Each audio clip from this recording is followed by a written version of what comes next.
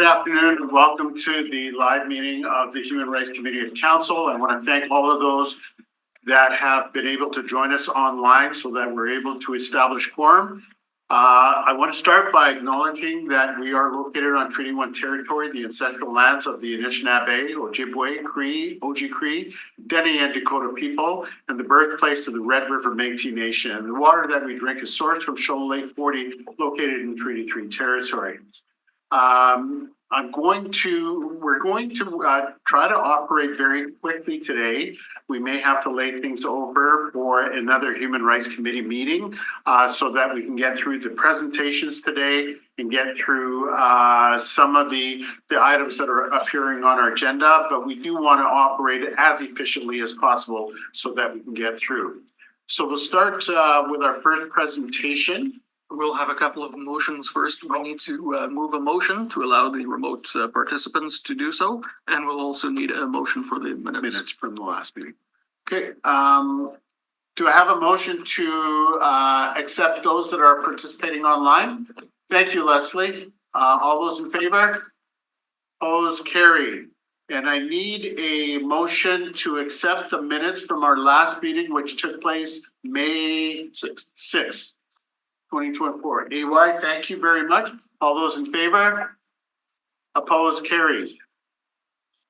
And we'll start with our first presentation, Immigration Partnership Winnipeg, and invite Ruben Garang to the table.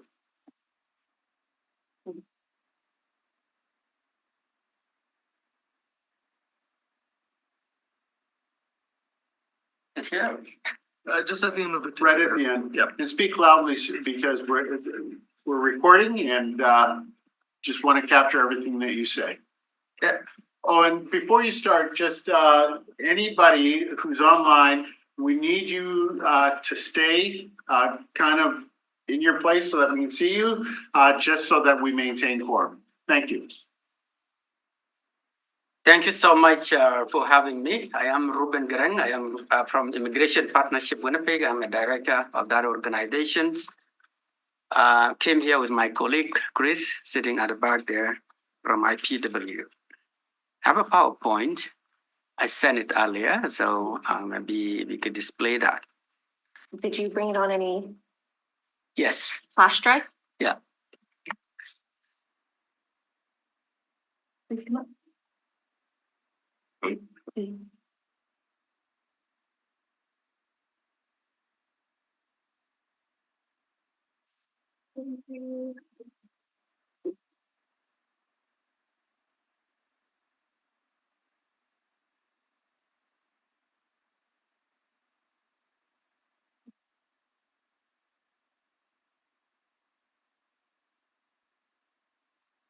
There's one here. We go.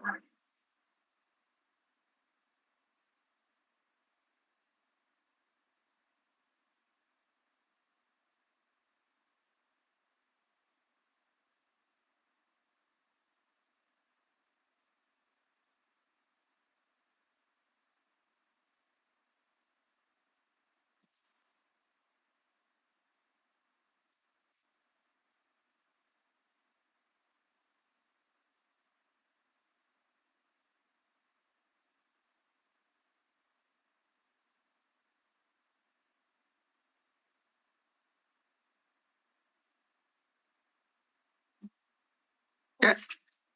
So I am here to speak to you about the role of the Immigration Partnership Winnipeg. And then I will talk briefly about the policy that the Immigration Partnership Winnipeg created together with the City of Winnipeg.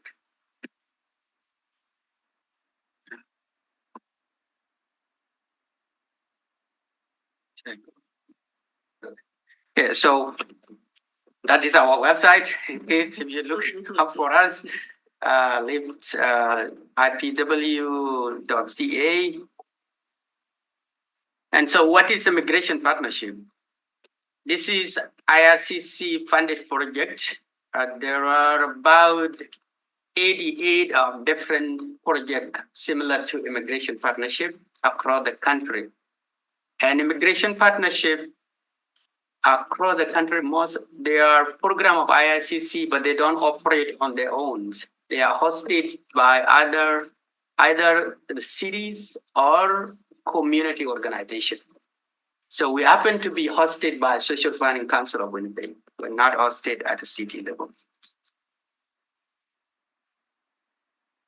And so our role is to provide indirect services to newcomers.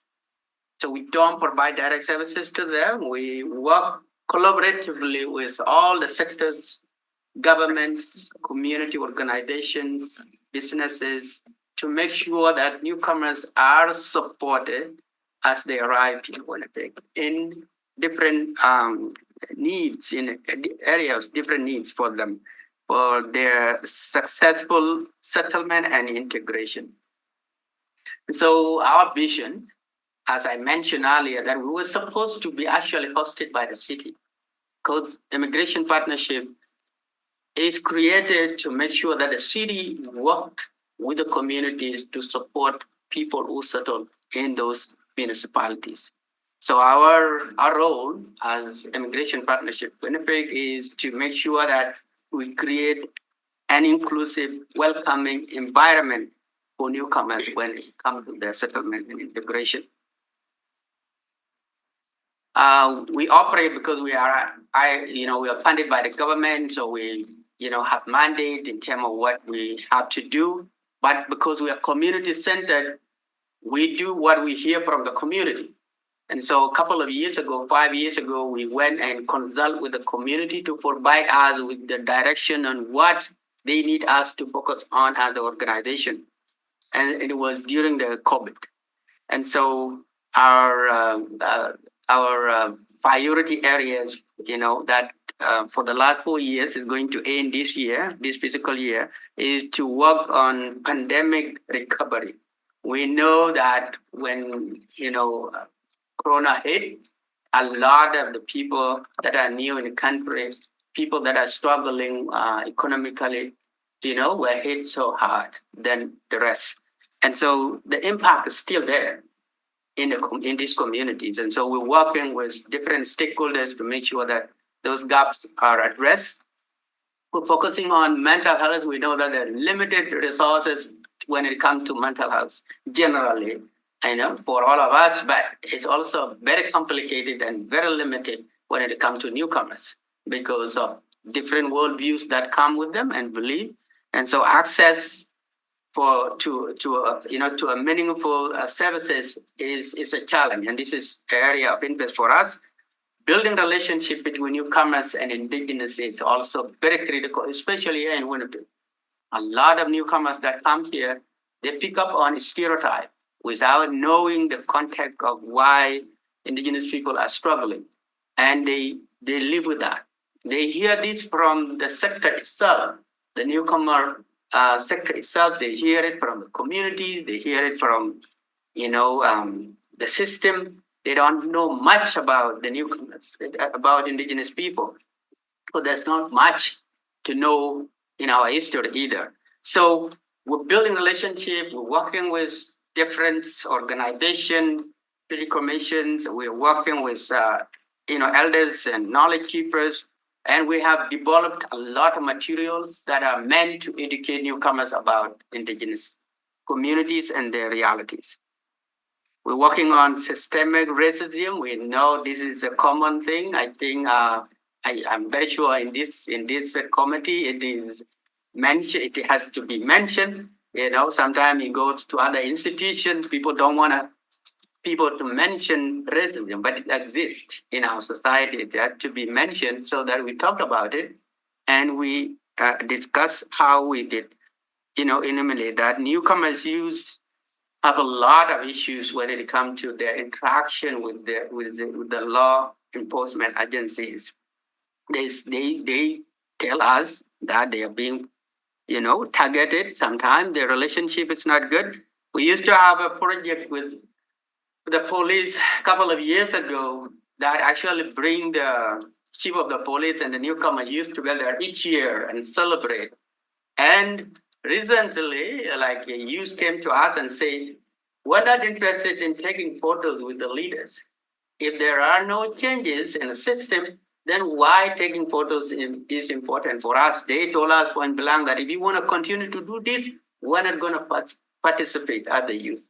And so we have to rethink on how we can create a place for people to talk, because I think talking, hearing from each other, and understanding people needs is very important. So this is the area of interest for us. Talking too much, I guess.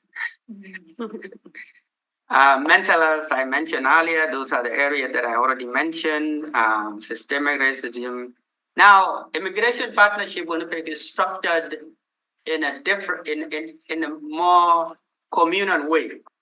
We work with different sector tables. What we call sector tables, for example, is that we work with the education institution.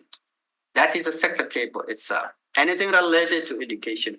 We work with business community, chamber of commerce, people that are supporting newcomers in different areas of employment. That is also a sector.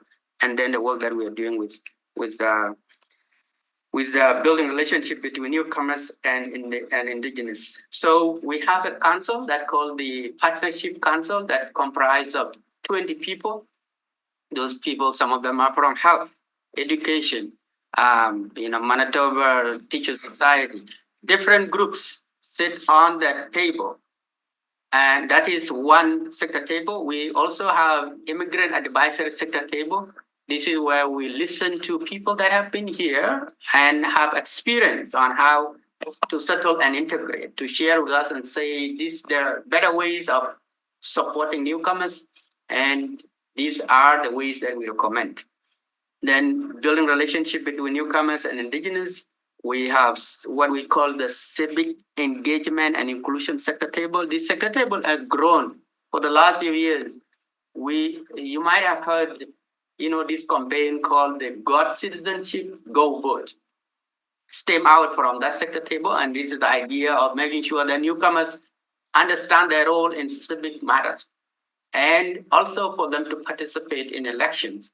We know people that are now MLAs, that have, participated in the training that we offered a couple of years ago, and the school trustees, and so it has a result in terms of the impact. Through civic engagement and inclusion sector table, we also created what we call the anti-racism in sport. And this is a program that is actually being taken seriously, not just only in Manitoba, but across the country. And we provide research, we provide trainings, and bringing communities together. A number of sport bodies in Manitoba assigned on to the court that the IPWW created. Mentioned already about the council, mentioned already about the sector tables and indigenous sector tables, and this is more detailed in terms of what they provide, and the slides are going to be shared with you.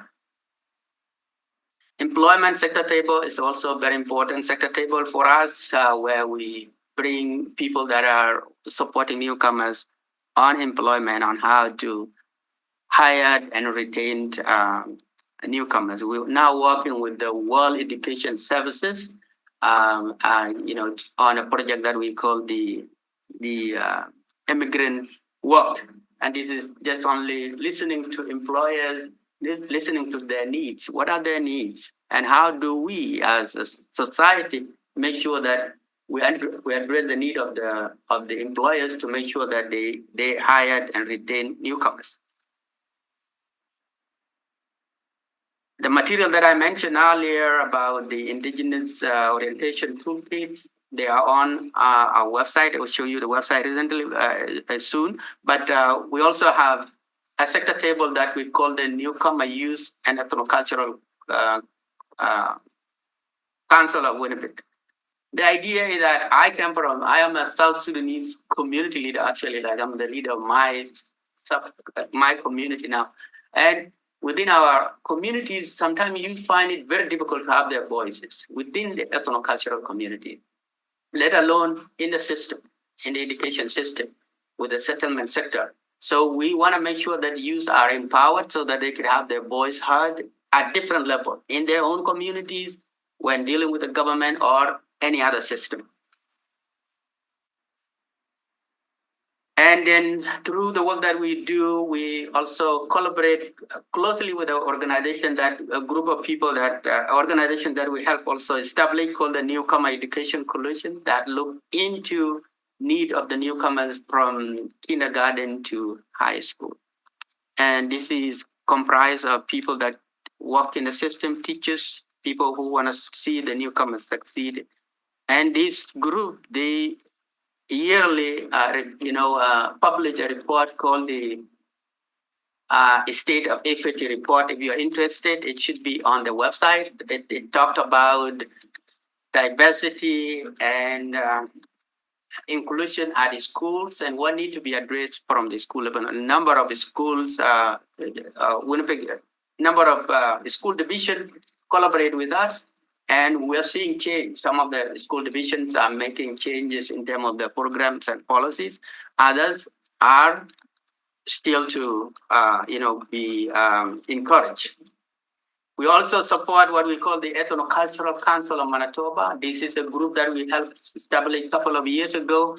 More than 30 different groups now come together. It is a unique model to bring all the ethnocultural communities together, to work together, to get to know each other. When we talk about diversity, people need to really understand each other and share experience and commonalities. And this is what this council is doing. There's people from Nigeria, from Japan, from Philippines, from Somali, a number of them working together to support not just only newcomers, but also to enhance what we understand as multicultural. I mentioned already about the anti-racism that stem out from our work with the civic engagement. It is it's growing. I just came from meeting with the Sport Manitoba just a few minutes ago. With the problem now is committing funding to support this work because it's a very important work. The number of training that they are offering in different schools and the call that we're getting from other provinces to, talk about what racism mean in a sport is huge. And so this is very important work. I mentioned already about the work that we have done with the Indigenous Orientation Toolkit. All those materials are there. They're meant to educate newcomers and anybody that wanted to learn more about Indigenous history and the impact of the history on the contemporary realities of that community. Immigration Partnership Winnipeg do organize yearly what we call the Newcomer Welcome Fair and Multiculturalism Day celebration. And this is idea of bringing services providers together to make sure that newcomers understand where to go when they need services. So a number of organizations, more than 30 different services providing organizations do come together and put out information, including the City of Winnipeg. We've been working with the City of Winnipeg on this for a number of years. So this year, we just in June, we organized one that attracts about 1,000 people. So those are some of the pictures and dances, different cultural dances. We brought a singer from Northern Manitoba this year, Inuit person, who was singing through throats. And a number of people from, I think from Afghan were like, oh, we'll do that in our country. So it was very important to share the space, share the culture, share the art and music in that environment. Now, I'm going to talk briefly about this work that started from this committee a couple of years ago, the importance of supporting newcomers through the city, because people that come to our city here, they settle here, so the city has a role because these people settle here, that we need them to succeed for it, because they are part of us. And so the idea of creating a policy for the first time at the City of Winnipeg, started here at this committee. And so 2020, the City Council endorsed the policy, what we call the Newcomer Welcome and Inclusion Policy. and it has, areas of interest, creating a welcoming city, a city without, racism, creating equitable workforce, and making sure that people have access to services that are there, and then also like monitoring the full implementation of what has been talked about in the policy. So my request to this committee today is that for the last few years we've been, meeting with the city. We met with the mayor, with the EPC, met with a number of councillors to talk specifically about this policy, making sure that the city does not only have a policy that is shelved somewhere, that, a policy that is live and implemented to impact the life of the people. You might have heard on the news just a couple of weeks ago, we were disappointed when the city came out this year and not so much resources allocated to the full implementation of this policy. And so we've continued to work with the city, asking them to make sure that this policy is fully implemented. It used to sit at the Community Services Department, but with the changes that just happened in the city, is now moved to the office of lost my thought here. CEO's office. CEO office, and that is where it is now. So it's elevated. This is now brought to where it could be monitored by the city at a higher office, which is a great thing. We celebrate that and we thank the city for doing that. But we want to see more detail about what the city means. We want to see the plan of action, how the city is going to implement this. Recently, we went to the news, to the media, sharing our disappointment. But the city is talking about creating another position to support this policy at Equity, Diversity, and Inclusion Office. We don't know now where that position is. There's no detail about it. There's no mention about it now. Recently, it was on the news a couple of weeks ago, but nobody's talking about it now. We are not clear where it is. We want to see the city as a commitment to fully implement this policy, because we created it together with the city so that it could be implemented. And this is what I'm asking this committee, is to do a follow-up with the city to make sure that, we have a plan. Let us know we are partners in this. It's not just only IPW, but IPW with number of community organizations. We want to see this city policy implemented. And this is my ask today. I'm just asking that, this committee do a follow-up with the city and share with us what is the city plan to implement the policy. Thank you. Thank you, Ruben. Certainly very important work that you're doing from the grassroots level right on up. I attended your Immigration Partnership Winnipeg Day of Festival that you had a couple of weeks ago, and just saw the amount of people that was there, the amount of agencies that were there that provide support as well. Our city is growing through immigration, and it's important that we have services like yours that help to integrate newcomers to our community, whether they're part of an immigration stream or whether they're part of a refugee stream. We need to have these services available to enhance integration into our community. So thank you very much for the work that you and your organization does. Are there any questions or comments from other board members with respect to the presentation that you've seen today? Go ahead, Eli. I would just want to commend your work. I didn't know the extent and that this work has done. You've really, really done so much in integrating and helping newcomers settle well in our city. It goes a long way to help those that have been on ground and those that are still coming on the way to see that there is a life in the city. Many comes in and leave the city, but with this kind of initiatives and program that you have put in place, you do have what it takes to ask for timeline and implementation follow-up plans with your request now. And I just want to say thank you for what you're doing. You're doing so much. God bless.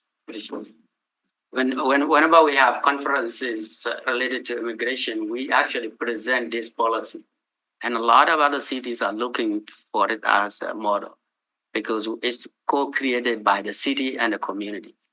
And so it's just a good policy. There's something to learn about it from other cities, but we need to implement it. We need to work together to make sure that it's live, not just only that we have a policy, but no resources attached to it. Because to realize the result, you have to attach a resource to a policy like this. It cannot be implemented without resources.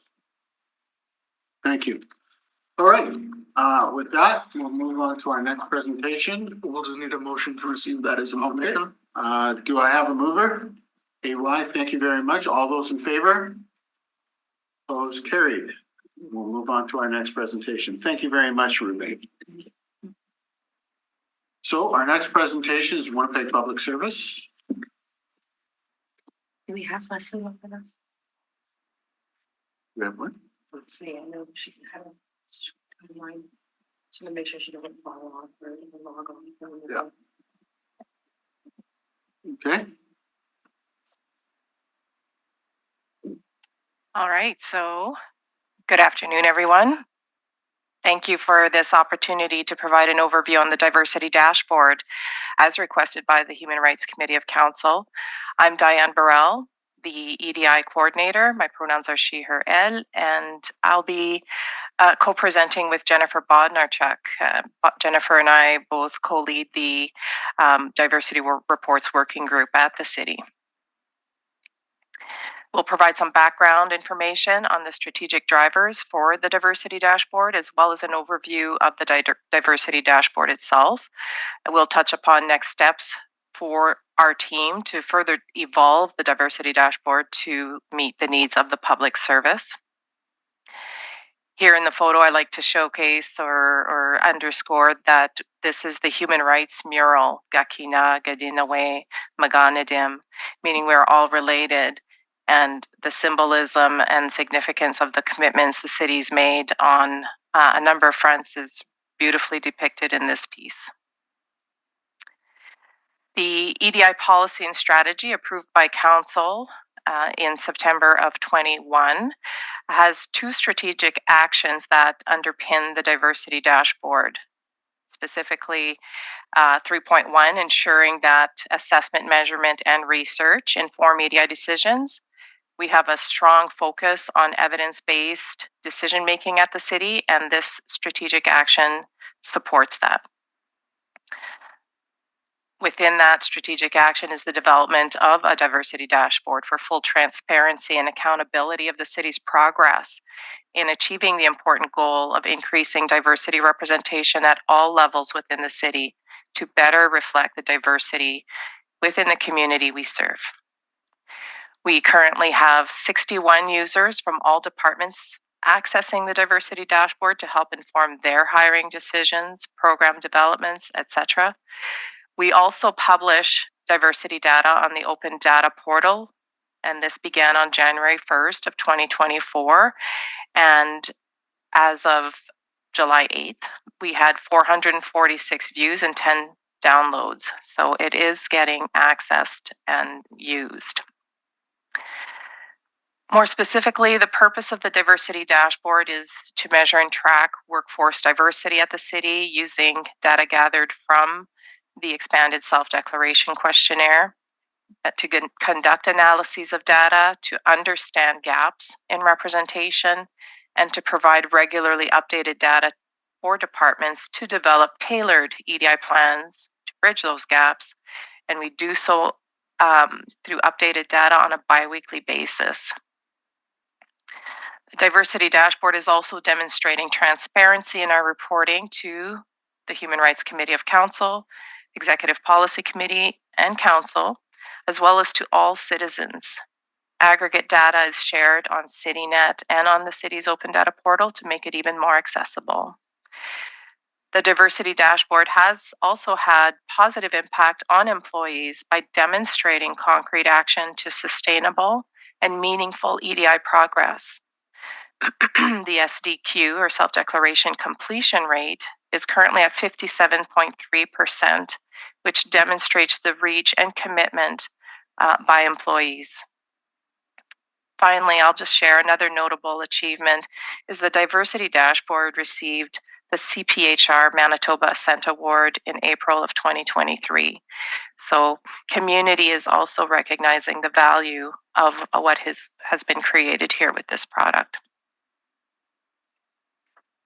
The diversity dashboard does bring the power of data to one of the city's highest priorities, and this is one of our favorite quotes from a Harvard Business Review article. When done right, the collection, analysis, and disclosure of diversity data indeed holds the promise of being a powerful lever for progress.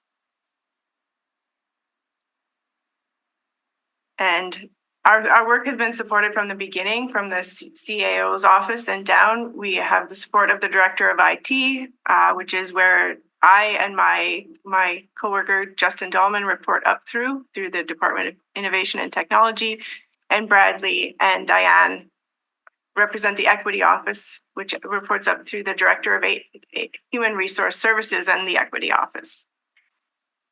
So these are the members of our Diversity Reports Working Group. This was an article a few years ago from October of 2021, where we first announced that we were building this diversity dashboard, and we were doing so with the help of an international cohort. I can tell you a little bit more about that. This cohort was part of the City Incubator Program. It was run through the Open Data Policy Lab. It was a program where they were looking for 10 data innovations from 10 cities around the world. So the City of Winnipeg was one of the applicants. We were chosen as the only Canadian city participating in this program. It was a program from New York University, and it was funded by companies such as Microsoft and MasterCard, the public sector, Network Open North, and more. So as a participant in this program, we received 6 months of training and support from peers and mentors, and this is the time when we first began to develop the diversity dashboard. So at the beginning of this program, it was just an idea, and by the end, we had a working prototype, which over the past several years has continued to be developed and expanded. So this is table 1 from the 2023 annual Workforce Diversity Report, which is also on the agenda today. The self-declaration questionnaire is inclusive of all employees with a special focus on underrepresented equity groups, namely Indigenous peoples, racialized peoples, women, 2S LGBTQIA+ peoples, persons with disabilities, and newcomers. For the last column in this table, intersectional, we're measuring diversity representation of equity employees with 2 or more diversity dimensions. And this is in recognition of the unique barriers that are amplified with intersecting identities.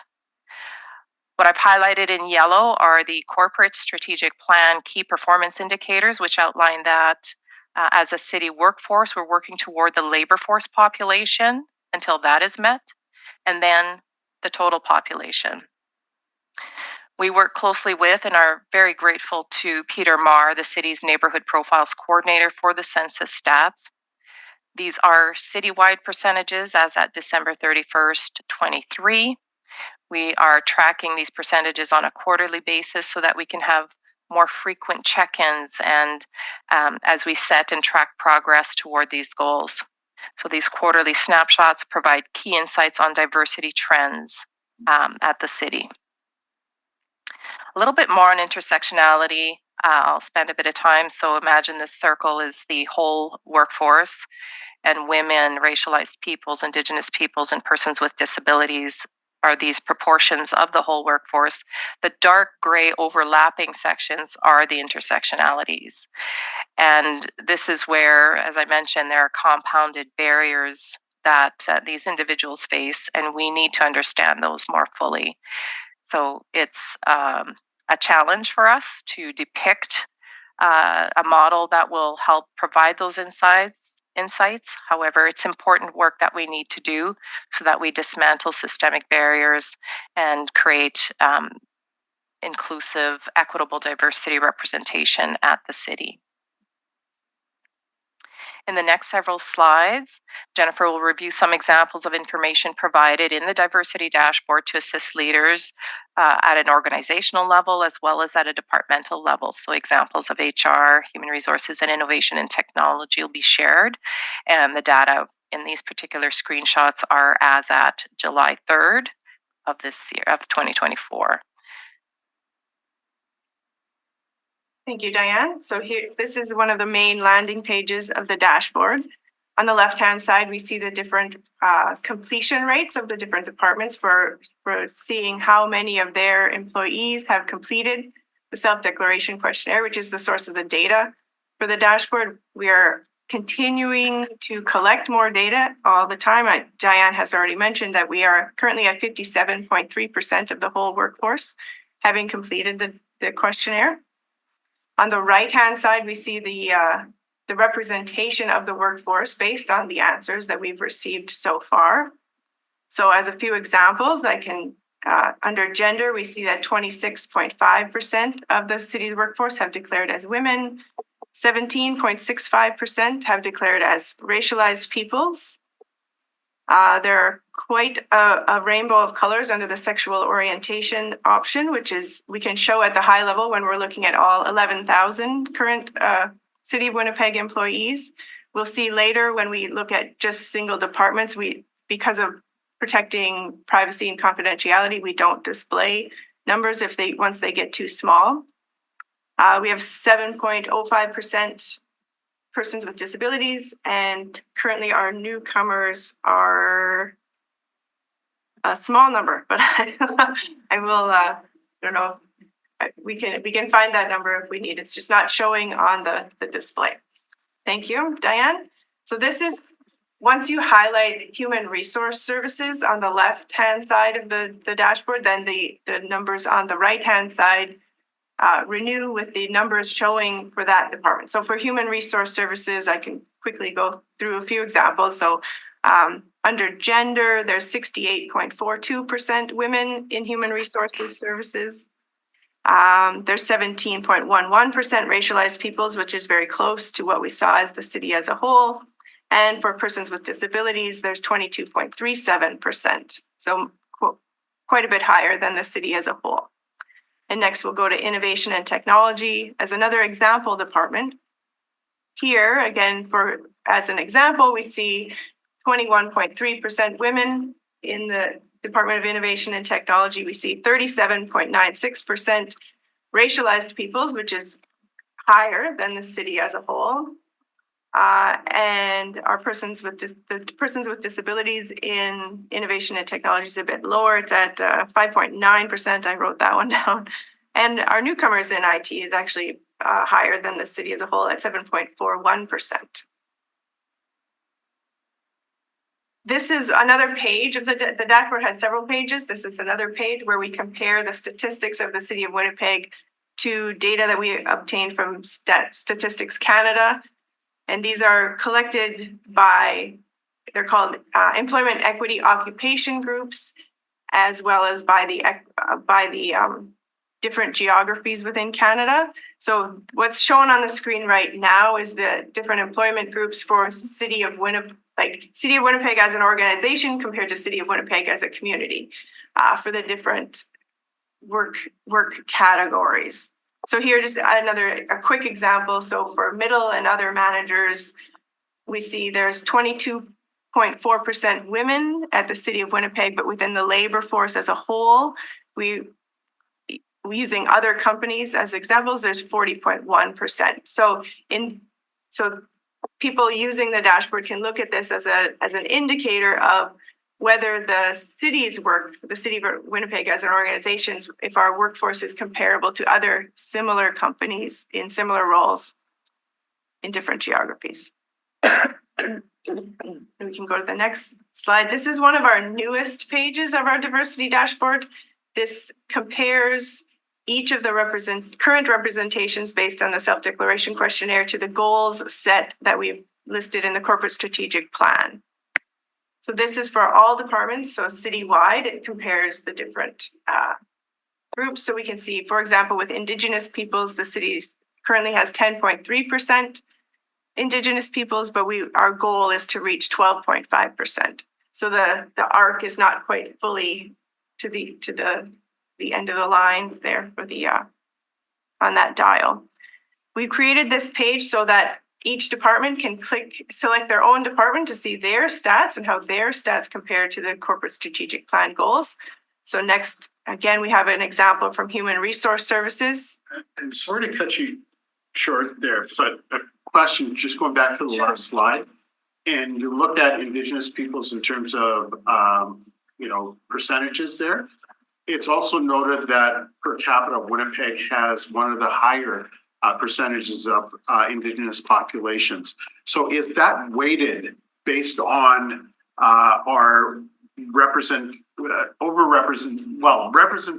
of Indigenous persons in Winnipeg? Yes, that is correct. We've set the goal for the city of Winnipeg. So we actually use the census metropolitan area, which includes the city of Winnipeg and a few of the outlying areas. And that is the percentage we compare to. Yes, and it is higher than other cities in Canada. Yeah, and I'll just add that we do also recognize that Indigenous peoples underreport, so they don't participate in the census to the same degree. So we know the 12.5% population percentage is probably understated in all likelihood. So there's that as well, driving us to at least reaching the population representation that we have confirmed by Stats Canada. Thank you. Sorry to cut you short there. So here, getting back to the Human Resource Services, this is an example where the numbers are too small, so that's why we see a blank. So it's not that there are no Indigenous peoples in the Human Resource Services area, it's just that there's too few. So we always make sure we protect privacy and confidentiality at every step, at every slice of the data. So we're always checking against that. That's why there's some blanks here. And we can go on. Yes, and we've displayed the same thing for innovation and technology. And this is an example where we're on the newcomers dial. We see that the population level is 6.2% in Winnipeg, but the Department of Innovation and Technology has 7.4% newcomers within their employees. So those were just a couple examples, but any department from the city can see the dashboard, choose their department, and then see what their own stats are compared to those goals.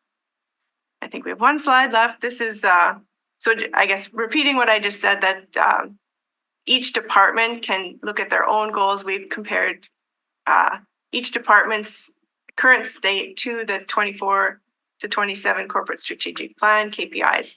And we do have ongoing training. We have a diversity dashboard course that we've developed so that anyone from the city can have access to the dashboard and learn about how to navigate it. So thank you very much. Thank you. Are there any questions with respect to what we've just seen with respect to the diversity dashboard? Go ahead. I just want to ask, who are the groups that are being captured on the racialized people? Racialized? Yeah, Diane, do you want to? Yeah, we have a number of disaggregated data within each of these broader, pardon me, equity groups. So we capture, similar to what the federal government captures in their public sector surveys as well, is, all of the different ethnicities that would fall under racialized, so people of color. We ask about each of them. So we are able to, for example, once we reach 65% response rate or higher, that's when, from a statistical perspective, that we are able to do meaningful analyses. So we are able to see the number of Blacks who are employed at the city, for example, within the racialized peoples equity group, Asian people, and so forth. And similarly with Indigenous peoples, we'll be able to do analyses on who are First Nations, Red River Métis, or Inuit, and see where the gaps are. So the aim will be to look at the diversity within each of the equity groups, make sure that we are still working diligently for equitable diversity representation, making sure that the Black community is represented equitably within the city of Winnipeg. So that's our next layer of analyses. We just need a few more self-declaration questionnaires completed for that work, but that's coming very soon. Thanks for your question. Any other questions? Dr. Malone has their hand up. Dr. Malone, go ahead, please. Hi, thank you very much. I really appreciate the presentation, and I'm often curious about qualitative data, if at all, collected specifically for those who choose not to disclose. And especially if we're looking at areas of safety, well-being, and perception, I'm just really curious if that data has been collected. Thank you. So and Jen, please add as needed here, but in the dashboard, we have those who have undeclared, that we have that percentage captured there. So we do have an understanding. Oh. Yeah, we just had somebody, just hang on one second, just had Okay. break one. I'm going to give you contact. I wanted to give him a card.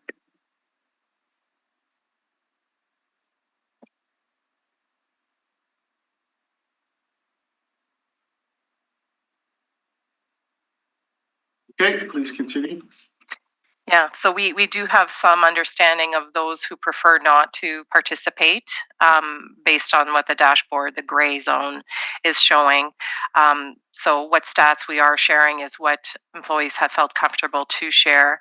And as outlined in the 2023 annual Workforce Diversity Report, we really underscore the information governance, protecting privacy and confidentiality. So if groups are 10 or less, they are suppressed. The numbers are suppressed, so there's no way anyone could, add some data or information to decipher who's who in those instances. So we're safeguarding privacy and confidentiality in that way. And that threshold is for 15 employees who self-declare as persons with disabilities. It's safeguarded and suppressed at anything smaller than 15. So a little more rigor on that threshold. Does that answer your question, Dr. Malone? Yes, and I'm more curious about if there is any qualitative reporting as to why they may feel they would rather not declare. I see. We've not captured that at this time. Yeah, but that's a very good question. And as we build, because we can see the response rates in which divisions may not have seen the information, the outreach that we're going to do, working with leaders, that could be part of the conversations as well as understanding. But we've not gathered any qualitative aspects or information as to why they're not feeling comfortable or not wanting to participate. I've seen some comments, and just not feeling it was right, or that it's not any of. They just didn't feel comfortable, that was very too private, right? And that's fair. And that's why we really underscore the rigor with which we safeguard information and confidentiality. We make sure that only a very small number can access information on this at an individual level. Those who are doing the entry of paper self-declaration questionnaires that come in, and those of us who need to update as needed when an individual reaches the equity office. So a lot of rigor and protection, and I think the legacy, I think there's a need to see progress and meaningful progress, and that commitment that's really underscored through action. It will be important, and I think employees more and more, as we can see with the participation rate growing quite drastically from the last round of reporting, we're very pleased with how employees are growing more confident in our work, and this is really powerful. Thank you, and thank you for asking that question, Dr. Malone. It's similar to the one that I was going to ask, but it was asked and answered. Thank you, Diane. I basically, if underreported, is it based on that self-declaration, and what are the reasons why? So again, asked and answered. So thank you very much. If there are no further questions, we'll move on to the rest of our agenda. Need a motion. We need a motion to accept this as information. Thank you, Dr. Malone. All those in favor? Opposed, carried. Okay, so with the fact that the majority of, in the interest of time and the fact that the majority of our, well, all of our information is online, I would like to ask Kara if you could maybe move a consent agenda for items 3, 4, 5, 6. 3, 4, 5, 7, and 9. We can consider consent agenda on those and then lay over items 6, 8, and 10 to our next meeting. So there's one motion to approve those, and then we'll have a second motion to lay the other ones over. Okay, so if you can move consent agenda for items 3, 4, 5, 7, and 9. Okay, so yeah, I make a motion to make a consent agenda for items 3, 3, 4, 4, 5. 5, 7, and 9. All those in favor? Opposed, carried. And AY, if you could move to lay over items 6, 8, and 10 to our next Human Rights Committee, I believe in September. Yes. Yeah. I'll move for the item 6, 8, and 10. Thank you. All those in favor? Opposed, carried. And I will need somebody to move adjournment. Leslie. Leslie moves adjournment. All those in favor? Opposed, carried. Thank you very much. We stand adjourned.